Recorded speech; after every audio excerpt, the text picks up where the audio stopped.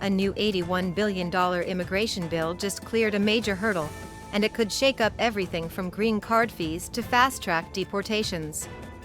It's not just about the border anymore. Some changes could hit your wallet in 60 days. Stay with us, this one's huge. You're watching Buzzrika, your go-to source for fast, clear, and reliable U.S. immigration news. We break down the bills, the backlogs, and the big changes so you're never caught off guard. $81 billion immigration bill moves forward. On May 1st, the House Judiciary Committee approved an enormous immigration enforcement package, and it's not going through the usual slow grind of Congress. It's moving via budget reconciliation. That means no Senate filibuster, number 60 vote gridlock, just a simple majority to become law. It passed along party lines, 23 Republicans in favor, 17 Democrats against. The scale? Massive. $81 billion total. And it's not just government spending, $77 billion of it would come directly from new immigration fees, fines, and penalties. Where the money's going? Let's talk numbers. Here's how that $81 billion would be used. ICE detention funding would jump from $3.4 billion to a jaw-dropping $45 billion. $14 billion goes toward deportation operations. $8 billion to hire thousands of new enforcement officers. $600 million for immigration-related prosecutions. $75 million for expedited removals. And $25 million for removals without hearings in some cases. It's clear, this bill isn't just about new laws. It's about building a machine to enforce them. Massive fee hikes ahead. Now here's the part that could affect you or someone you know. The bill brings a wave of new and increased fees across nearly every immigration category. Here's what's on the table. A brand new $1,000 fee for asylum applications. Work permits, EADs, jumping to over $550 and needing renewal every 6 months. Humanitarian parole also shifting to semi-annual renewals. A $500 fee for special immigrant juvenile applications. New fees for temporary protected status, TPS, applicants.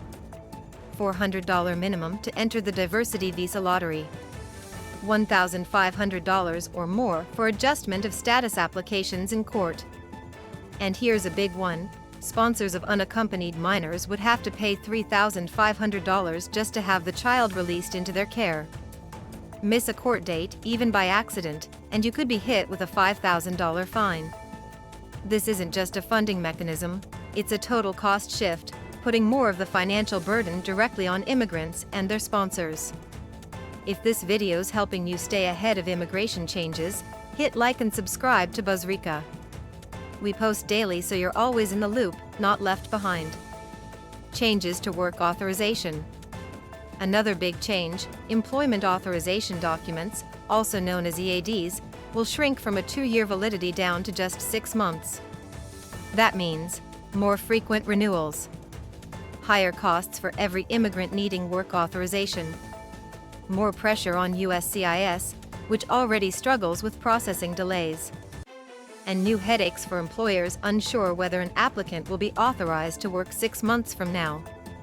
This is framed as a compliance measure, but the real-world impact is extra paperwork, extra costs, and slower hiring for businesses.